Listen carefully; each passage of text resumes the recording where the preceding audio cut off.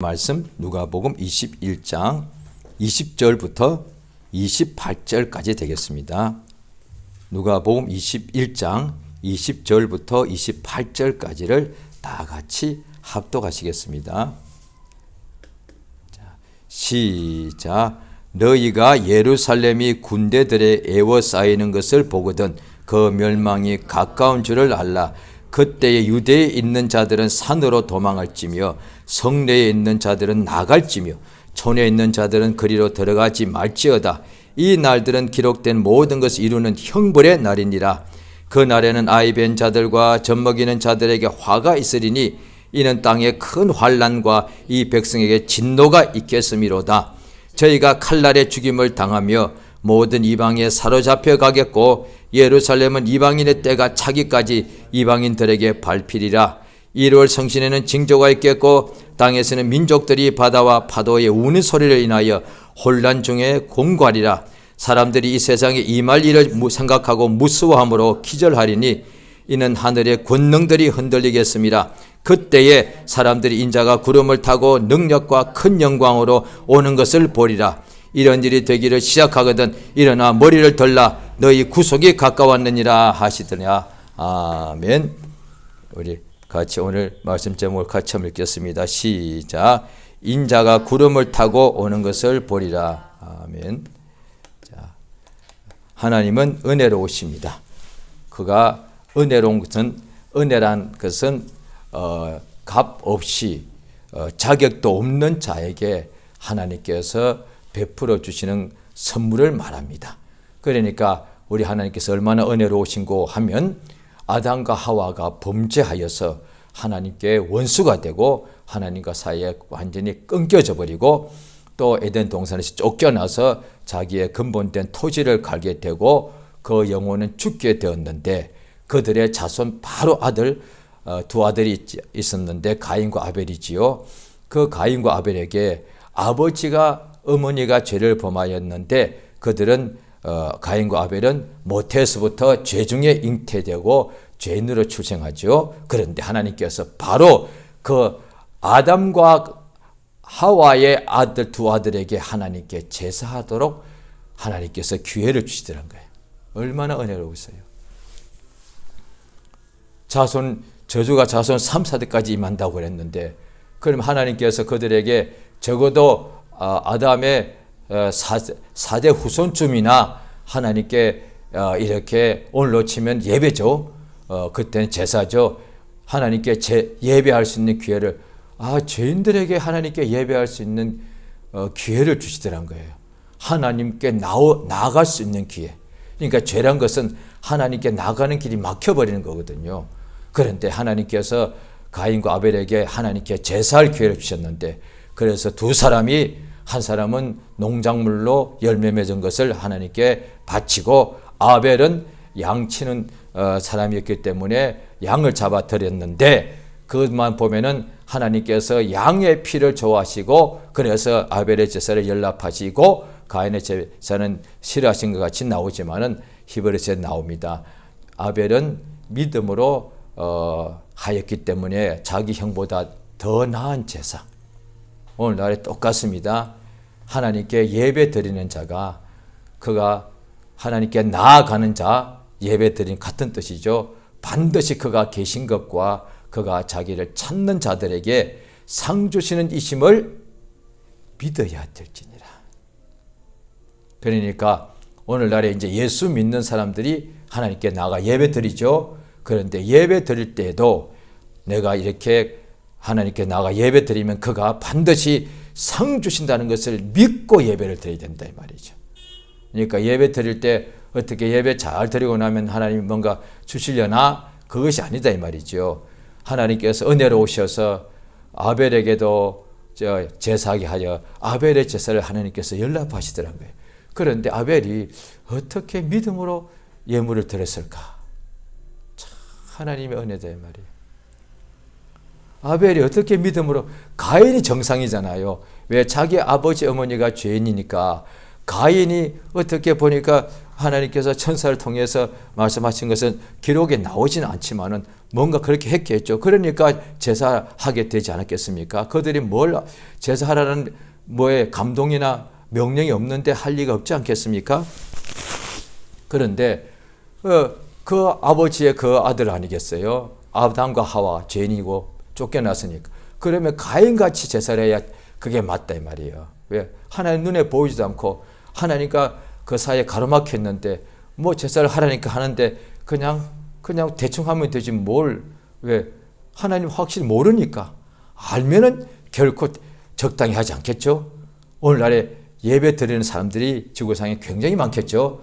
그런데 예배 드릴 때 예배 드리는 장소에 한 자리에 어떤 데는 수천 수만이 모여서 예배 드릴 수 있다는 거죠. 그런데 다 한 자리에 같이 앉았지만 똑같이 예배 드리지는 않을 거란 말이에요.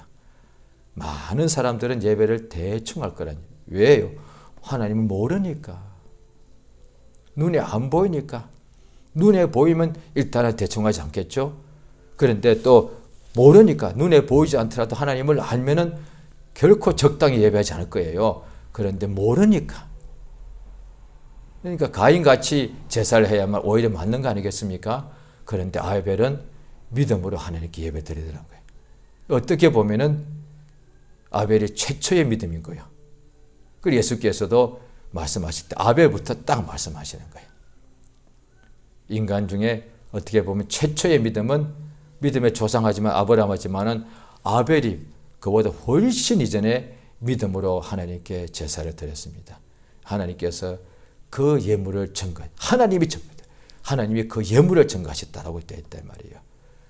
그 믿음에 따라서 하나님께서 계속 은혜를 주셔서 마침내 율법을 주시고 하나님께서 직접 모든 사람에게 계명을 주셔서 그 계명대로 누구든지 살면은 모세 이전에는 아브라함과 또 이삭과 야곱이죠. 그래서 아브라함과 이삭과 야곱의 하나님이라고 나온다 이 말이에요. 그런데 모세 때부터는 모세의 하나님이 뿐 아니라 이 유대인들 전부 다요.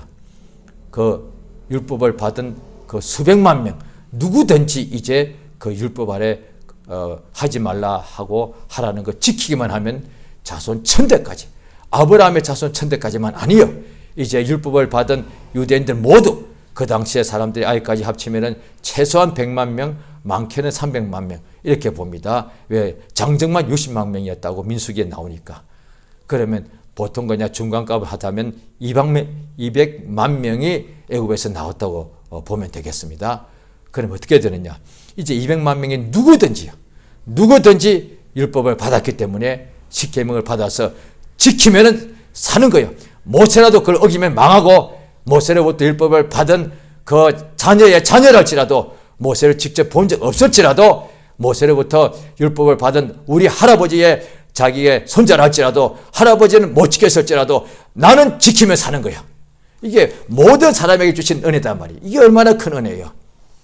계속해서 하나님께서 은혜를 더 주시는 거예요. 그 범위를 넓혀가는 거예요. 마침내 예수를 통해서 온 세상 이방에게 다 주신다 이 말이에요. 율법을 받지도 않은 율법이 원하기는 그것이 율법 자체가 선하고 생명이고 복의 명령이라는 거예요. 하나님께서 유대인에게만 율법 주셔서 생명과 복의 말씀을 주셨는데 이제 이방인에게도 누구든지 생명과 진리의 말씀을 주시는 역사가 있다 이 말이에요. 이 하나님 은혜가 너무 크다는 거예요. 갈수록 그냥 더 넘치게 줘요. 갈수록 오히려 은혜가 더 없어져야 되는데 세월 흘러가면 우리 인간들은 은혜를 받고도 세월 지나가면 더 잊어버리거나 변망당하거나 또 아니면 멀어지거나 버리거나 배신하거나 이런 것이 있지 않습니까? 물론 육체 때문에 그렇고 유혹받아서 그렇죠. 그런데 하나님은 오히려 창세 때부터 아담에부터 지금까지 갈수록 은혜를 더 주신다는 거예요. 왜요? 그 하나님이니까. 하나님이 그래서 참으로 은혜가 넘치시는 분이다. 그래서 실제로 사람이 어떤 찬송가를 가사를 지을 때 과장법 쓴 것이 아니라 하나님의 은혜는 풍성하단 말이에요. 세상에서 우리가 어떤 누구에게 부모의 은혜를 말할 때 부모의 은혜가 한이 없다고 하지만 부모가 인간이기 때문에 그 은혜 자체가 무한하지는 않습니다. 그러나 그 부모로부터 받은 은혜 모든 지구상의 자녀들이 자기 부모한테 받은 그 은혜를 다 합친 것보다 넘치는 은혜를 주시는 분이 우리 하나님 아버지다 이 말이에요. 그 아버지 하나님께서 우리에게 은혜로서 예수를 보내신 거다. 예수를 우리에게 구세주로 주셨습니다. 그 예수님이 세상에 오실 때에 2000년 전이죠. 처음 오실 때에 예수가 누군지를 알아봐야 돼. 왜? 율법과 선지자가 예수에 대하여 예언한 거니까. 그러면 오실 이가 누굽니까? 이랬단 말이에요. 자, 마태복음 11장을 한번 보시겠습니다. 마태복음 11장에 자 2절입니다. 마태복음 11장 2절. 자, 2절부터 읽습니다. 시작. 요한이 옥에서 그리스도의 하신 일을 듣고 제자들을 보내어 예수께 여짜오되 오실 그이가 당신이 오리까 우리가 다른 일을 기다려. 여기까지만. 일단은 뭡니까? 당신이 그 그리스도는 이 말이야. 누가 그리스도인가? 그거예요. 그래서 빌립이 자기 친구 나다나엘에게 나사렛 예수라 그러니까 나사렛이란 동네는 선한 것이 그리스도가 나올 수가 없다. 왜? 성경에는 분명히 베들레헴이라고 되어 있으니까. 그러니까 베들레헴에서 예수님이 분명히 태어나셨습니다. 그런데 나사렛에서 나사렛 예수라고 이름이 확실히 됐기 때문에 당연히 이 나다나엘이 그걸 잘 모르기 때문에 이 나사렛 예수가 나사렛에서 태어난 줄 다 그렇게 할 수밖에 없죠. 옛날에는 그 동네에서 태어나면 거기서 평생 살고 그랬으니까요. 우리나라도 불과 한 100년 전만 해도 그 시골에서 대부분의 사람들이 80% 이상이 시골 사람들에서 거기서 태어나면 거기서 평생 살다가 죽지 않습니까? 이스라엘 가더라도 얼마 멀리 못 가고 이렇단 말이에요. 그 2000년 전이에요. 나사렛에서 태어나서 그렇게 평생 살다가 그때는 거의 다 죽었었단 말이에요. 그래 나사렛 예수라니까 당연히 거기서 태어난 줄 알 수밖에요. 그 나다나엘이 나사렛이란 동네는 그 그리스도가 올 수가 없는 데다. 그러니까 그리스도가 도대체 어디서 누구냐? 그걸 알아야 되는 거예요. 그래서 침례 요한도 당신이 그리스도이십니까? 아니면은 당신이 아니라면은 또 우리가 다른 일을 또 기다려야 되겠습니까? 했을 때 예수께서 가서 너희가 보는 것을 그대로 구하라 하시면서 그리스도가 누구냐? 자, 5절 같이 읽습니다. 시작. 소경이 보며 안전병이가 걸으며 문둥이가 깨끗함을 받으며 귀머리가 들으며 죽은 자가 살아나며 가난한 자에게 복음이 전파된다 하라. 예, 그러니까 누가 그리스도인가를 알아봐야 되는 거예요. 아주 중요합니다. 잘 한번 들어보시기 바랍니다. 편안한 마음으로 그냥 귀만 딱 열고 계시면 되겠습니다. 예수님 2000년 전에 오실 때는 누가 그리스도인가? 그러니까 외모로 볼 수 없고 뭐 그들이 그 때문에도 그 사람의 족보를 또 파헤칠 수도 없는 거예요. 또 자기 이름으로 내가 그리스도다. 이것도 믿을 수가 없는 거예요. 예수께서 오늘날에도 다시 예수님 오실 때쯤 되면은 사람들이 자기 입으로 내가 그다라고 말한다는 거예요. 그러면 사람들 속인다는 거예요. 2000년 전에 예수님에 대해서도 그들도 그때도 그런 일이 있었거든요. 예수께서는 어떻게 하느냐? 이미 성경에 기록되어 있는 다 기록이 됐단 말이에요. 누가 그리스도인가? 소경을 보게 하고 안전병이를 걷게 하고 문둥이를 깨끗하게 하고 귀머거리를 듣게 하고 죽은 자를 살아나게 하고 포로된 자를 자유케 하고 가난한 자에게 복음을 전파하는 그가 그리스도다 말이에요. 그래서 유대의 수많은 사람들이 예수를 그리스도라고 알아본 거예요. 그러니까 성경을 매일 연구하던 율법사 서기관들은 못 알아봤는데 어떻게 일반 유대인들 그들이 세리와 죄인들이 예수를 어떻게 알아봤느냐고요. 이게 성경에 나와 있잖아요. 병 고치는 예수. 그냥 병이 아니에요. 그냥 문둥병을 깨끗이. 그들이 그렇게 증거했다니까요. 이 하나님 아들이 오실지라도 이분만큼 이렇게 많은 표적을 행할 수는 없다는 거예요. 그러니까 유대인들도 그 당시에 기도했으니까 때때로 병 낫는 일 있지 않겠습니까? 그런데 이 나사렛 예수는 3년 반 동안에 그가 병을 고친 것이 너무도 많다는 거예요. 구약에도 보면 병 고친 사례가 나옵니다. 선지자들이 엘리야, 엘리사가 나오죠. 그런데 예수님의 3년 반 이 시간을 그들과 비교하자면 그들은 예수 앞에 구약에 누구도 예수만큼 많은 병을 고친 사례가 없다 이 말이에요. 그냥 소경, 예수 앞에 나온 소경, 예수를 믿는 소경은 한 명이 됐든 100이 됐든 다 눈 뜨는 거야.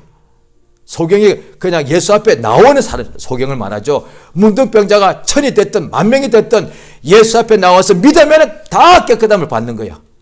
그러니까 그것을 다 기록할 수가 없는 거예요. 그래서 사도 요한도 이외에도 기록할 것이 많은데 그거 다 기록하면 이 세상은 그 책을 둘 수가 없다. 그러면 우리가 복음을 읽을 수가 없으니 하나님의 역사를 경험할 수가 없죠.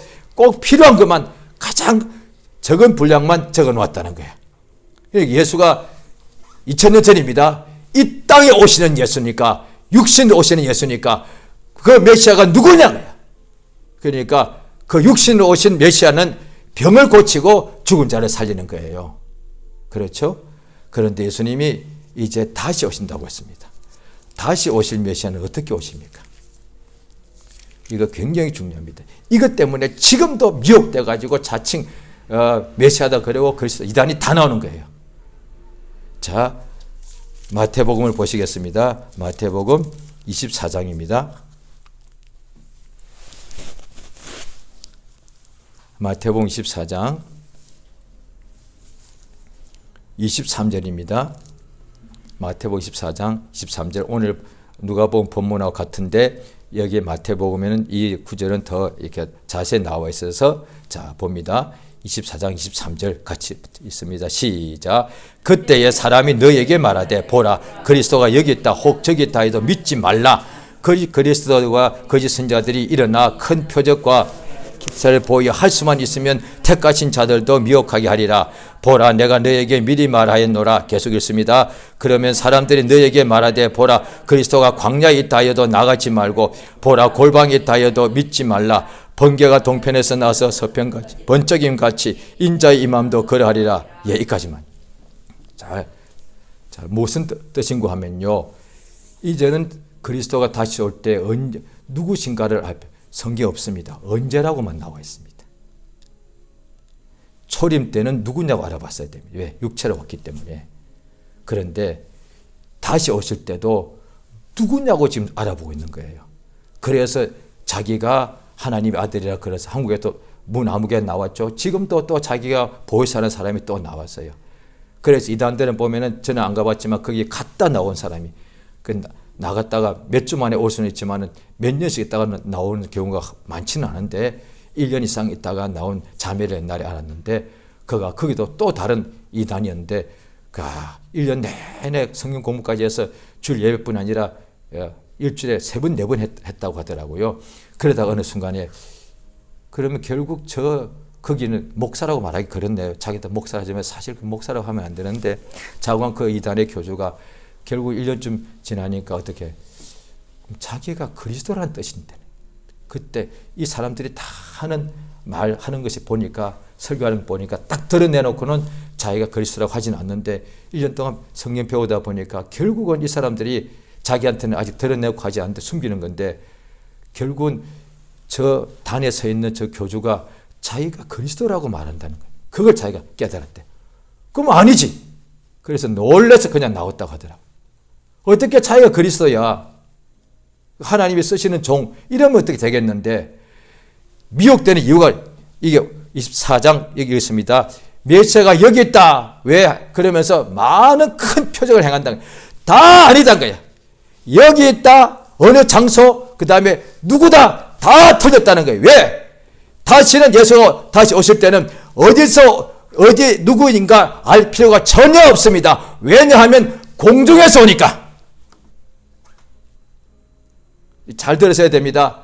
초림 때는 어디에 누구냐 알아야 됐어야 돼. 그런데 지금 이단들은 어디에 누구라고 메시아를 알린 거예요. 그래서 큰 표적도 보여주면서 아니요 전부 다 가짜요. 왜냐하니 다시 오실 예수 인자는 어디에서 오지 않습니다. 왜? 공중에서 오기 때문에 전부 다 보기 때문에 어디가 없어.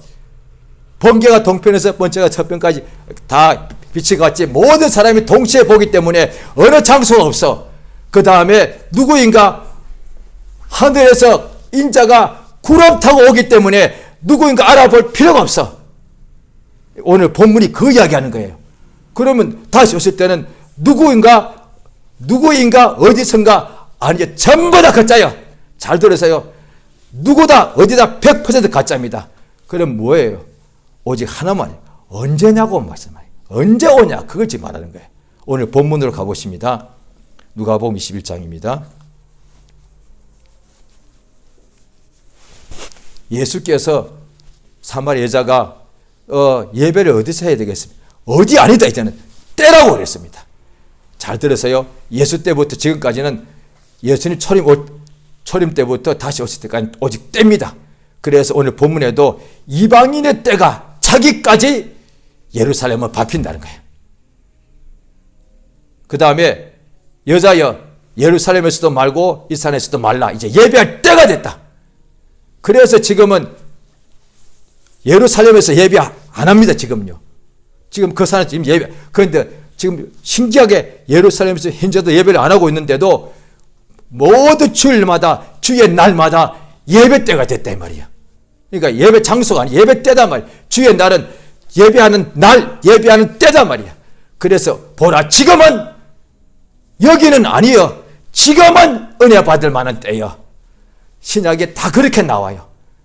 지금은 은혜 받을 만한 때란 거예요. 자, 누가복음 오늘 본문 21장에 보시면은 바로 20절부터 우리 오늘 본문인데 바로 그 앞에는 마지막 때에 물어봅니다. 어떤 이가 어느 때에 이런 일이 있겠습니까? 어느 장소가 아닙니다.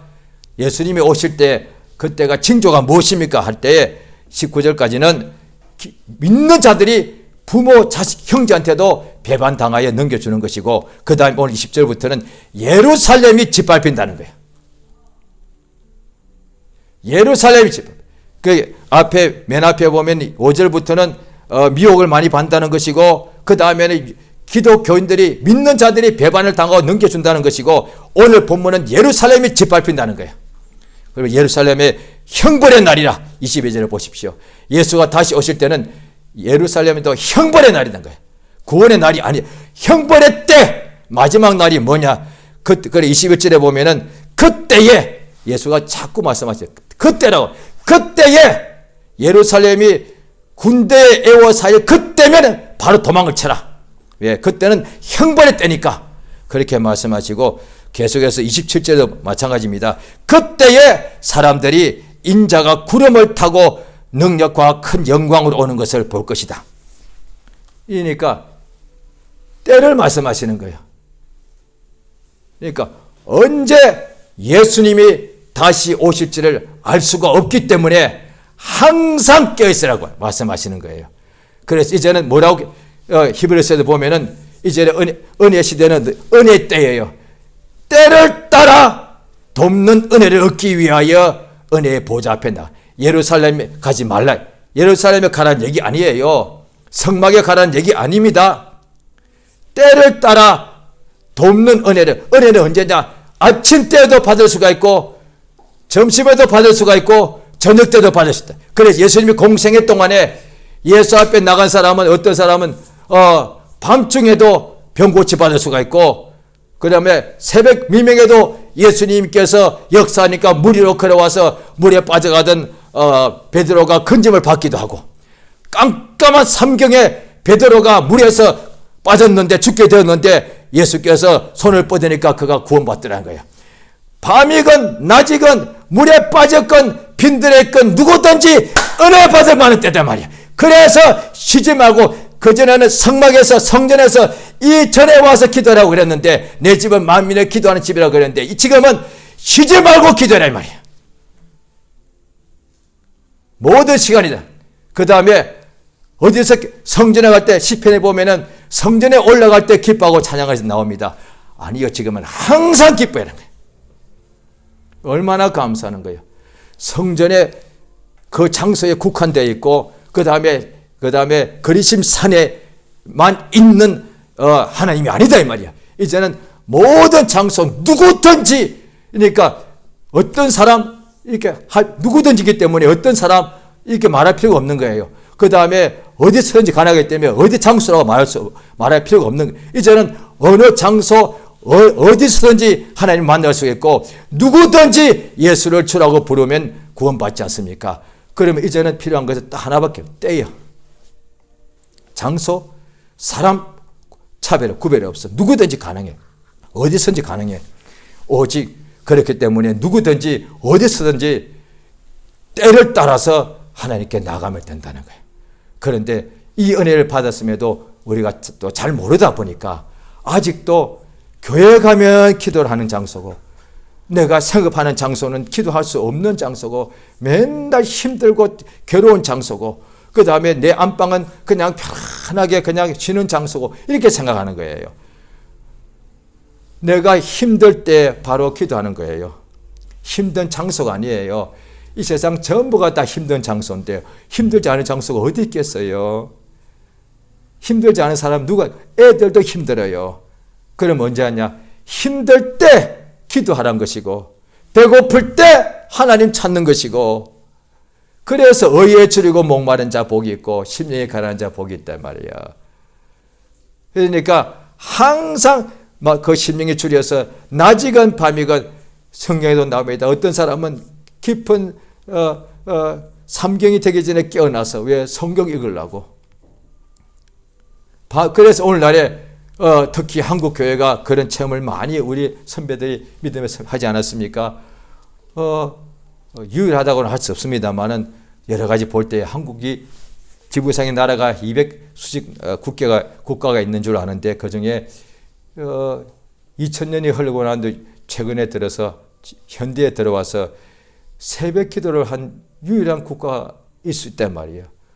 다른 나라 사람들은 새벽에 기도할 생각을 못했단 말이에요. 그런데 물어보십시오. 새벽 때 기도하면 가장 응답 많이 받습니다. 왜요?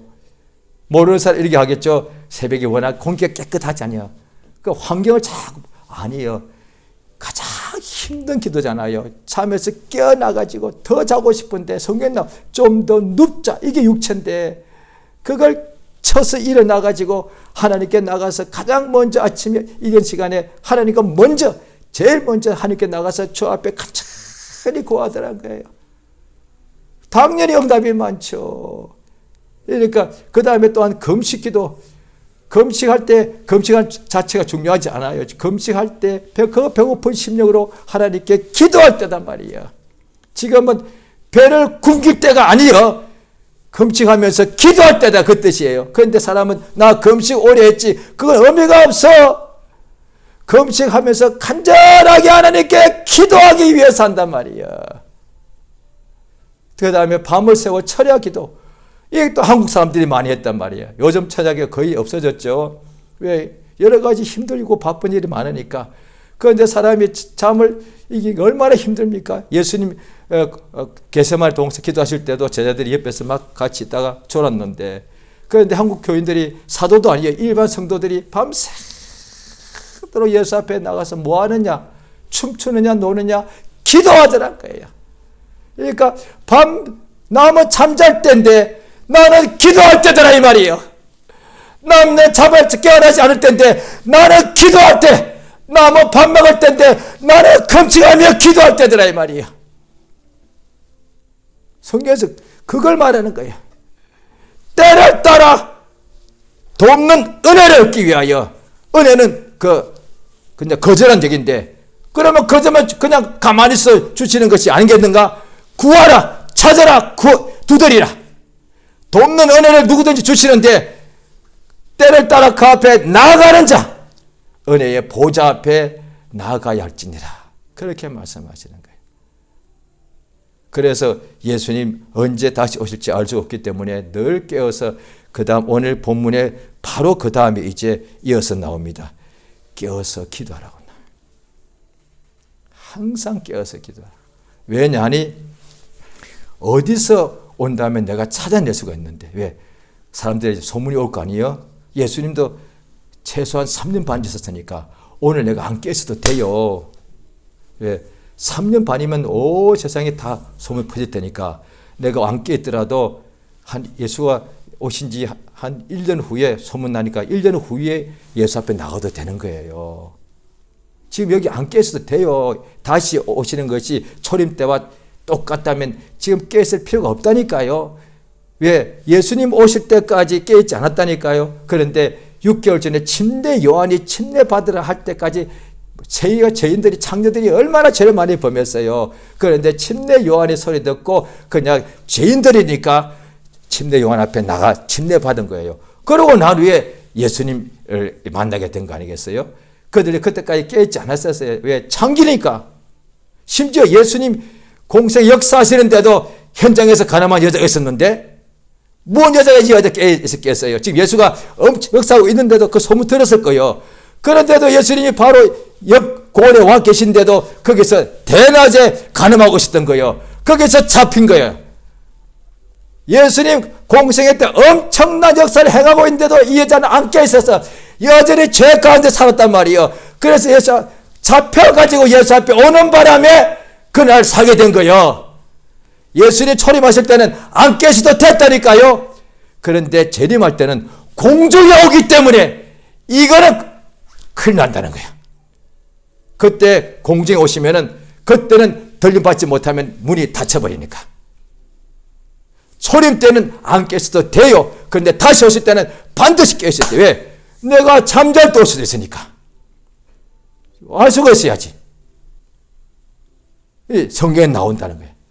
예수님 오실 때 그들이 다 장가가고 시집가고 먹고 마시고 즐기고 있을 것이다. 심지어 믿는 사람들도 그래서 사랑이 식어가고 믿음을 볼 수가 없고 쾌락을 더 사랑하고 예수가 말씀하시는 거예요. 그래서 노아 때와 같이 될 것이다. 덫과 같이 그 날이 올 것이다. 그래서 깨어있어야 되는 거예요. 오늘 우리에게 하시는 말씀이란 말이에요. 그래 예수가 오시는 것이 뭐냐? 오늘 본문 말씀의 마지막 절에 보면은, 오늘 본문의 마지막 절에 보면은 인자가 오실 테니까 큰 영광을 오시는 것을 보는데, 자 이제 28절입니다. 28절 같이 읽습니다. 시작. 이런 일이 되기를 시작하거든 일어나 머리를 들라 너희 구속이 드디어 우리가 하늘 가는 거야.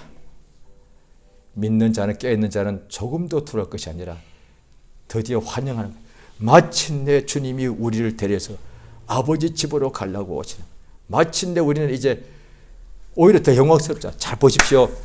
육체가 우리가 언젠가 죽게 되면은 우리 믿음으로 끝까지 지키게 되면 육체만 죽을 뿐이지 우리 영혼은 아버지 품으로 가게 되겠죠. 낙원에 가게 되겠죠. 그래도 육체가 죽는 것은 솔직한 조금은 두려울 거예요. 불신자같이 그런 두려움은 없는데 그 육체가 그래도 죽는다는데 사람이 조금 두렵지 않겠어요? 그런데 지금 깨어있으면 주님이 혹시 우리 때 오신다면 우리는 죽음을 볼 필요가 없어. 그대로 주님을 공중에서 맞이하는 거예요. 이게 얼마나 최고 아닙니까?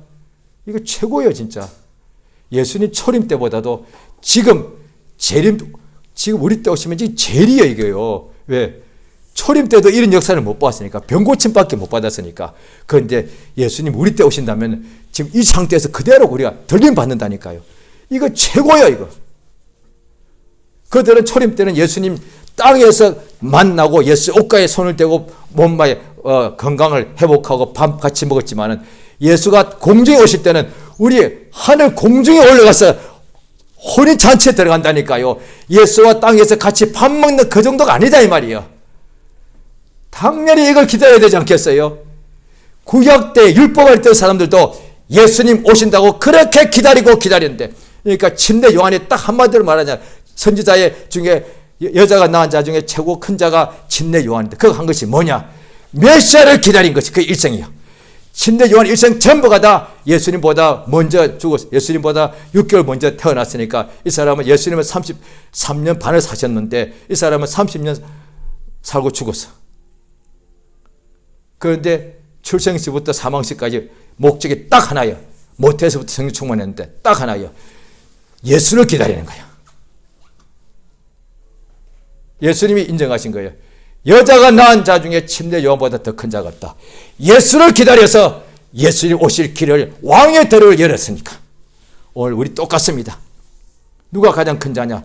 예수님 속히 오실 텐데 그 예수님이 오시도록 믿는 자들, 사람들 속에 예수님을 영접할 수 있는 그 심령이 활짝 열리게, 대로가 열리게 하시는 거예요. 그리고 또 이미 믿는 사람들 속에 예수님을 맞이하도록, 예수님을 모셔드리도록 예수를 기다리게 하는 거단 말이에요. 이것이 반드시 큰 상을 받습니다. 할렐루야. 이 시간 기도하십니다.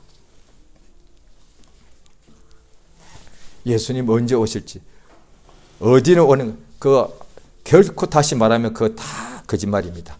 누구라고 말하면 다 거짓말입니다. 예수님은 공중에 큰 구름 타 오시기 때문에 모든 사람이 동시에 보기 때문에 다 알 수가 있는데 이제 언제 오십니다. 언제 오실까요? 예수께서 때와 기한은 아버지만 아신다. 그래서 항상 등불 밝힐 기름을 준비하고 깨어있으란 거예요. 주여 이 시간 우리를 도와주셔서 예수님을 기다리는 자 되게 해주시옵소서. 침례 요한이 30년 생애를 오직 메시아를 기다렸는데 그 메시아를 확인하고 나온 뒤에 목숨이 끝이 났는데 주여 우리가 남은 인생이 얼마 될지 모르지만 오직 다시 오실 우리 주 예수를 맞이하는 그가 오실 것을 기다리는 그 오신다는 약속을 굳게 믿는 믿음의 사람 되게 역사해 달라고 이제 예수님 한번 크게 부르고 합심해서 기도하십니다. 예수여 주여 참으로 인도하시고 도와주시기를 원하옵나이다. 우리 주 예수 참으로 언제 오실지